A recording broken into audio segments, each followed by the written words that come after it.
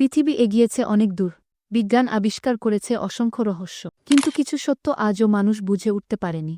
আর সেগুলো আল্লাহ বহু আগেই বলেছেন কুরআনে। চলুন জেনে নিই এমন ৫টি আয়াত যা বিজ্ঞান আজও ব্যাখ্যা করতে পারেনি। ১. কিয়ামতের ভয়াবহ শব্দ।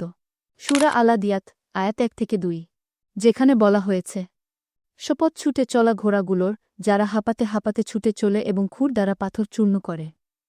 এই আয়াতে এমন এক শব্দের বর্ণনা এসেছে যা সময়ের গতি থামিয়ে দিতে পারে। বিজ্ঞানীরা বলেন, পৃথিবীতে এমন শব্দের অস্তিত্ব থাকতে পারে যেগুলো মানুষের শ্রবণশক্তিকে থামিয়ে দিতে পারে। কিন্তু কুরআন বহু আগেই এই শব্দের ভয়াবহতা বলে দিয়েছে। এটা কেবল শব্দ নয়, এটা কিয়ামতের শুরু। ২. আঙুলের রেখা বা ফিঙ্গারপ্রিন্ট। সূরা কিয়ামা, আয়াত ৩-৪। এ আয়াতে বলা হয়েছে, মানুষ কি মনে করে আমি তার অস্থিগুলো একত্র করতে পারব না? বরং আমি তার আঙুলের অগ্রভাগ পর্যন্ত ঠিকঠাক পুনরায় গঠন করতে সক্ষম। আজ বিজ্ঞান প্রমাণ করেছে, প্রত্যেক মানুষের ফিঙ্গারপ্রিন্ট আলাদা। কিন্তু এই তথ্য ১৪০০ বছর আগেই ছিল কুরআনে। এমনকি সেই সময়ে মানুষ জানতই না যে আঙুলে কোনো বিশেষতা আছে। আল্লাহ জানেন, কারণ তিনিই সৃষ্টি করেছেন। ৩. সমুদ্রের গভীরতা ও আলোহীনতা। সূরা আন-নূর, আয়াত ৪-০।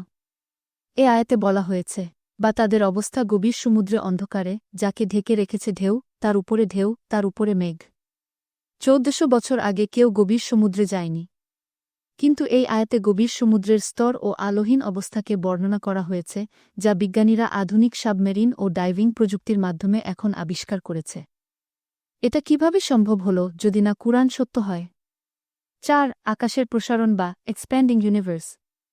সূরা আয়ারিয়াত, আয়াত ৪-৭। এ আয়াতে বলা হয়েছে, আমি আকাশ সৃষ্টি করেছি শক্তি দ্বারা এবং আমি অবশ্যই একে সম্প্রসারিত করে চলেছি। ২০ শতকে বিজ্ঞান আবিষ্কার করেছে, মহাবিশ্ব, ইউনিভার্স ক্রমাগত প্রসারিত হচ্ছে। এই থিওরির নাম এক্সপ্যান্ডিং ইউনিভার্স থিওরি। কিন্তু আল্লাহ তো কুরআনে আগেই জানিয়ে দিয়েছেন। এটি এমন এক আয়াত যা শুধু মুমিন নয়, বিজ্ঞানীকেও বিস্মিত করে। ৫. পাহাড়ের কাজ বা আর্থ স্ট্যাবিলিটি। সূরা আন-নাবা, আয়াত ৬-৭। এ আয়াতে বলা হয়েছে, আমি কি পৃথিবীকে বিছানা করিনি? এবং পাহাড়কে করেছি খুঁটি? আজ বিজ্ঞানীরা বলছেন, পাহাড় আসলে শুধু উপরে দৃশ্যমান নয়, বরং এর গভীর শিকড় মাটির নিচেও বিস্তৃত। যেমন জাহাজের নোঙর। এগুলো পৃথিবীর প্লেটগুলোর ভারসাম্য রক্ষা করে। এই কথাও বলা হয়েছে কুরআনে অনেক আগেই। কি চমৎকার না? ভাই ও বোনেরা, এই কুরআন কোনো মানুষ রচিত বই নয়, এটি সর্বজ্ঞানী আল্লাহর কালাম। বিজ্ঞান যখন থেমে যায়, কুরআন তখনও আলো দেখায়। এই আয়াতগুলো শুধু গানের কথা বলে না, বরং আমাদের ঈমানও জাগিয়ে তোলে। ভিডিওটি যদি হৃদয় ছুঁয়ে যায়, তবে শেয়ার করুন আর সাবস্ক্রাইব করুন সত্য জানার জন্য। আমরা সবাই দোয়া করি, হে আল্লাহ, আমাদের কুরআনের আলো বুঝার, গ্রহণ করার এবং জীবনে বাস্তবায়ন করার তৌফিক দিন। আমিন।